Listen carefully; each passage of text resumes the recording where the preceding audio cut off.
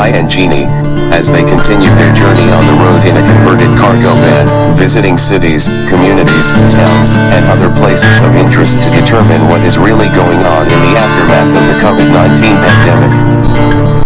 Who is in business and who is not?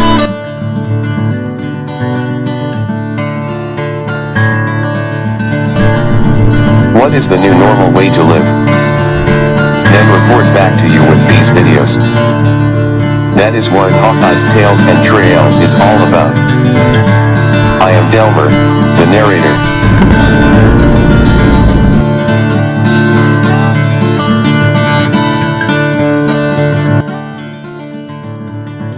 Very woodsy, a lot of ferns.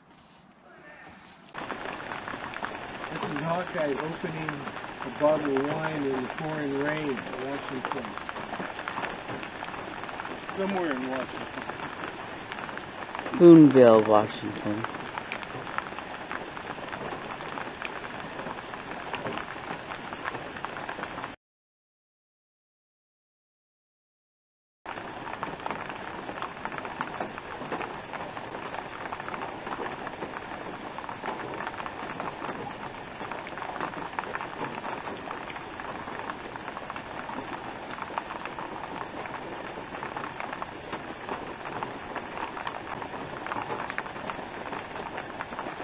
I tell you, these Washingtonians seem to be a hardy bunch, but for Jeannie and I in California, yes, we haven't had a rain like this in a couple of years, man, and this is awesome.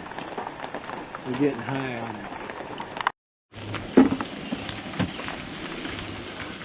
Alright, nothing can be prettier than the sun coming out after a rainstorm in the Washington State forest.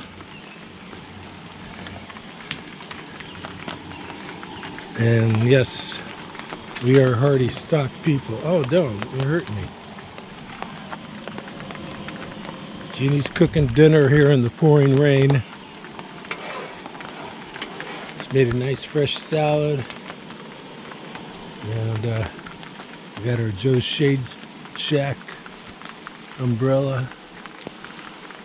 Sun is coming through.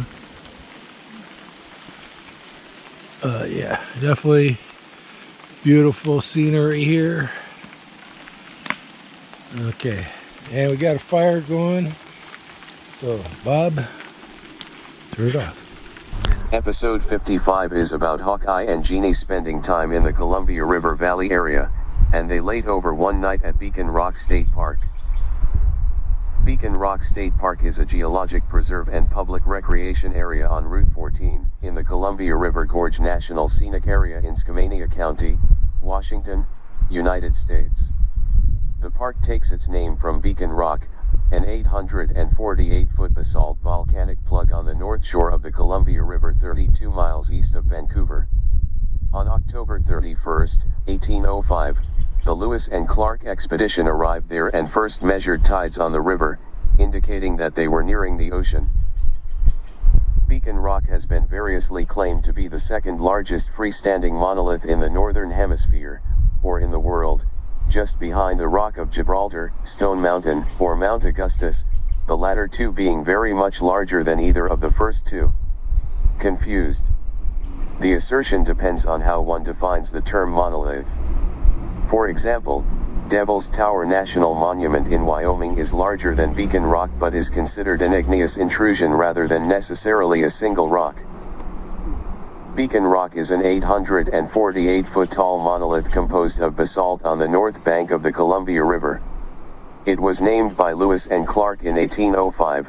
They originally referred to it as Beaton Rock, later as Beacon Rock. They noted that the rock marked the eastern extent of the tidal influence in the Columbia.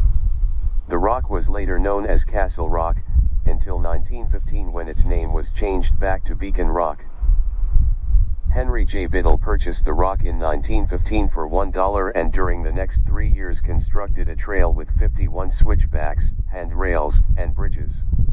The 3/4-mile trail to the top, completed in April 1918, leads to views in all directions of the Columbia River Valley. The United States Army Corps of Engineers planned to destroy the rock to supply material for the jetty at the mouth of the Columbia and dug 3 caves on the rock's south side. During this time, Biddle's family tried to make it a state park. At first Washington refused the gift, but changed its position when Oregon offered to accept. The park was established in 1935. Workers with the Civilian Conservation Corps made improvements which remain in use today. I am Delmer, the gorgeous narrator. Okay, here we are, man. We're like at a place called Pacific City, Thousand Trails Campground. I'm going to give you a moment to listen to the heavy drizzle and the drops.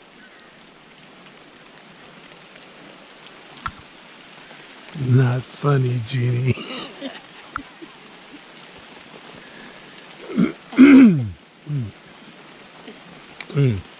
Take 2.